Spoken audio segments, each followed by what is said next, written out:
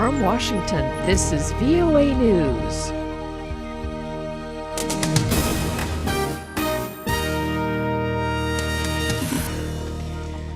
Key global diplomats launch talks aimed at reaching consensus on Syria's chemical stockpile. The U.S. starts reviewing security, and Brazil's president cancels a visit. I'm Marty Johnson reporting from Washington. 5 key global diplomats launched talks today aimed at reaching consensus on a Western resolution demanding the destruction of Syria's chemical stockpile. The talks in New York brought together envoys from the U.S., Russia, Britain, France, and China, with delegates from nearly 190 other nations listening as UN Secretary General Ban Ki-moon officially opened the 68th session of the General Assembly. The talks, set to extend through the week, continue to follow Monday's release of a UN report confirming a deadly August 21st chemical gas attack outside the Syrian capital.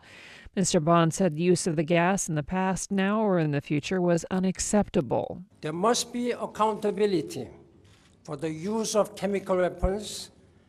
Any use of chemical weapons by anyone, anywhere, is a crime. But our message today must be more than that. Do not slaughter your people with gas. Western leaders cite intelligence showing the attack launched by Syrian President Bashar al-Assad killed 1,400 people in a rebel-held portion of Damascus, a charge which Mr. Assad denies.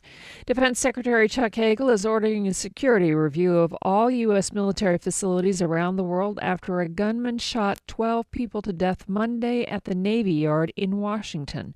On Capitol Hill, lawmakers want to know how the man, reported to have mental health issues and a history of firearms abuse, was able to secure federal employment and, with it, access a secure military facility. As VOA's Michael Bowman reports, legislators disagree on whether to reconsider the nation's gun control legislation. Democratic Senator Chris Murphy represents Newtown, Connecticut, where 26 people were gunned down last year at Sandy Hook Elementary School. He says the Navy Yard shootings are a bitter reminder of why tougher laws are needed.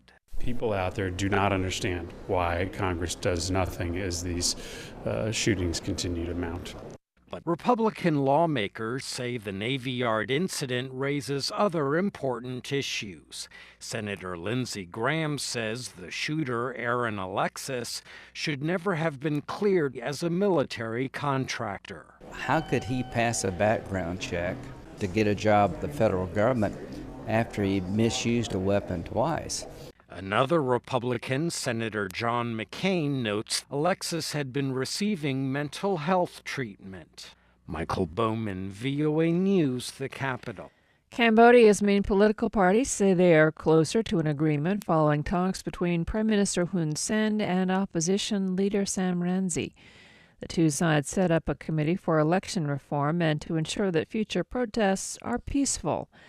But the sides have been unable to agree on an opposition demand for an independent investigation into the disputed election.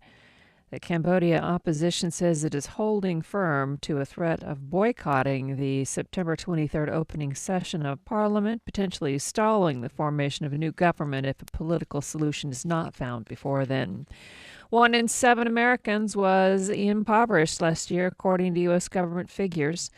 The new government report shows the 15% poverty rate unchanged from 2011, which means nearly 50 million people live at or below the poverty line in one of the world's wealthiest countries. And a scheduled state visit to the United States next month by Brazilian President Dilma Rousseff has been postponed. As VOA's Dan Robinson reports, this is due to ongoing tensions over revelations in documents leaked by former NSA contractor Edward Snowden. President Rousseff's state visit was to have highlighted an improving U.S.-Brazil relationship, although one still marked by tensions, confirming that the two leaders spoke by telephone Monday. A White House statement said Mr. Obama understands and regrets the concerns that disclosures of alleged U.S. intelligence activities have generated in Brazil. White House spokesman Jay Carney denied that Mr. Obama tried to persuade Ms. Rousseff to reverse a decision she had already made. The president agreed with President Rousseff that it was important to celebrate our broad relationship and that that relationship should not be overshadowed by a single bilateral issue. Tuesday's White House statement said the broad review President Obama ordered of U.S. intelligence activities will take several months to complete. Dan Robinson, VOA News, the White House. And an Iranian internet official says a technical glitch gave Iranians brief access to the social media websites Twitter and Facebook, which are banned by Iran's government on Monday, late Monday, due to problems with internet service providers. I'm Marty Johnson, VOA News in Washington. More news, voanews.com.